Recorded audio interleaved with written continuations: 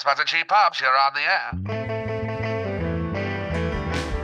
Crowds and AEW reactions. Here's the reality. The reactions outside of Will Ospreay and maybe Bryan Daniels and a couple other guys, I don't even know. The reactions haven't been great from a lot of people. The energy in those shows are not great. It's like all the bitter, angry fans are ready to judge somebody. Yeah. And then you have all that, and then you turn around and you look at the energy in Lyon, France, where literally the crowd was the MVP of the show.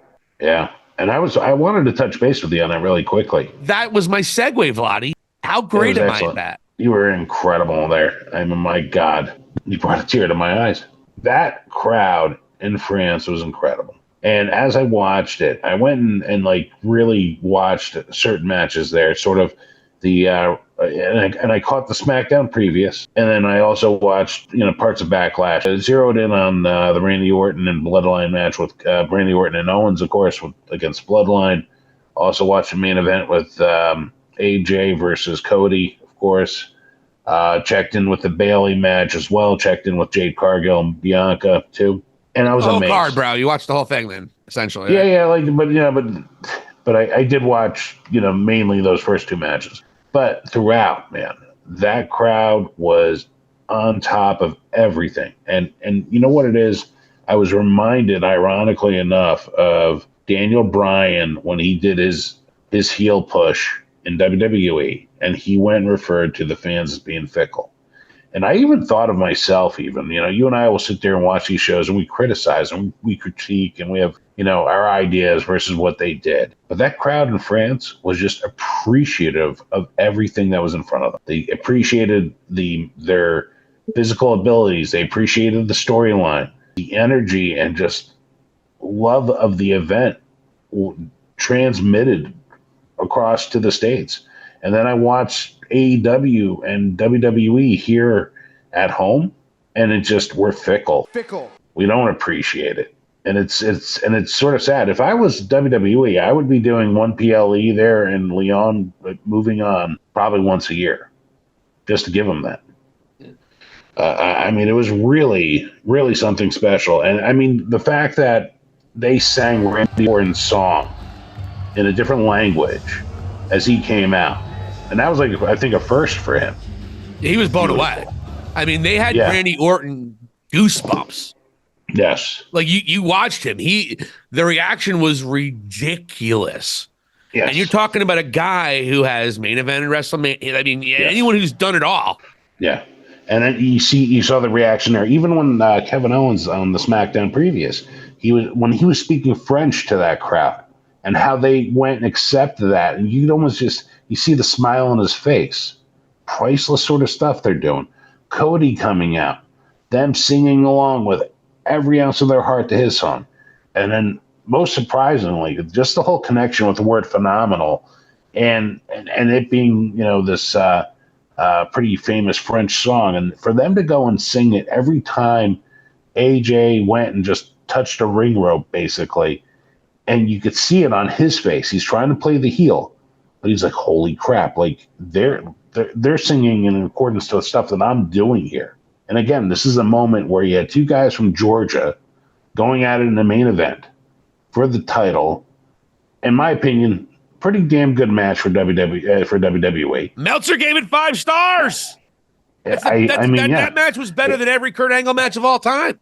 Evidently. It wasn't the best match of the night, by the way. It was a good match, but it wasn't even the best match of the night.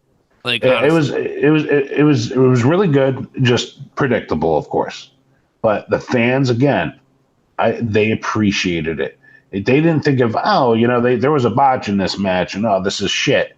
Every ounce and every moment that they were there, it was a party. It was a good place to be. You felt the great vibes, and it was just awesome. Again, the crowd was the MVP of that night. Yeah. And if it wasn't for the crowd, Meltzer would not have given that match 5 stars. I don't know what Meltzer gave it. I was surprising he gave that match 5 stars. That match was not a 5-star match. It was a really good match. But shit, dude, that doesn't... I mean, again, though, he gives like 17-star matches to like the matches I'm going to bring up. So it's not like he's... Whatever. Fuck Meltzer, though. But yeah, no, I agree with you. Lyon, France was special. But every time they do these international shows, it seems like the crowd really brings it. Yep. And WWE has not been this hot since the Attitude Era. That's a reality. Yeah. Which again brings a lot of negativity towards AEW. I mean, we always say it. You know, Vince McMahon is still in charge of WWE right now. We're not killing AEW. We're killing Vince and we're killing WWE because Baron Corbin is still main eventing shows. Right. So I'm glad he found his place as a nice mid-carder who puts people over. Good job, Baron. Yeah, but again, like, you know, what we saw here with Backlash was probably one of the most memorable editions of Backlash that I could ever recall, really. And lowest rated. I don't know, but you know, it's still amazing in terms of the show itself. But it didn't draw the numbers. And if you go by this idea that it's all about the money, this Backlash was a failure. I'm kidding, of course. If you watched it, it was great. But I'm just saying there's a lot of people that would certainly say certain things about something because it wasn't financially as big as other things, and they'll talk shit on it. This Backlash was one of the most unsuccessful PLEs WWE has had since under the Triple H era in terms of number. And it had the highest gate, though. The highest gate with no one, but they didn't have the lowest pay-per-view buys. Okay, I got you. I see what you're saying. I don't know, and then also just watching, it didn't have most views. It was very low on the views. But the thing was, you and I talked about it. It wasn't an anticipated pay-per-view. We all knew it was going to happen. And that's why the crowd was so important, because you made an average pay-per-view, if not a below average pay-per-view, in terms of at least anticipation, and it turned it into something special. The crowd in Lyon made that a special night, to your point, which is 100% accurate for sure. And I would agree with that. Even like the Jey Uso entrance, man. Fuck Jey Uso, come on. But man, I thought it looked cool. I mean, it looked like. I'm sorry, man. I thought it looked cool. I think I text you beforehand, and I put it on social media. I knew that entrance was going to be that crazy because I saw Friday night. If you saw Friday night, you knew the crowd was going to be special. If you saw the SmackDown prior, and I was like, his entrance is going to be off the chain. Yeah, it definitely was. And I thought it was pretty cool how he went and gave credit to Bray Wyatt, saying the Fireflies were out, sort of like shine the light on him. Jimmy's better. Jimmy's better. Jimmy's better. Come on. Oh my God. I just talk shit on Jey Uso. That's my thing on the show. I see that.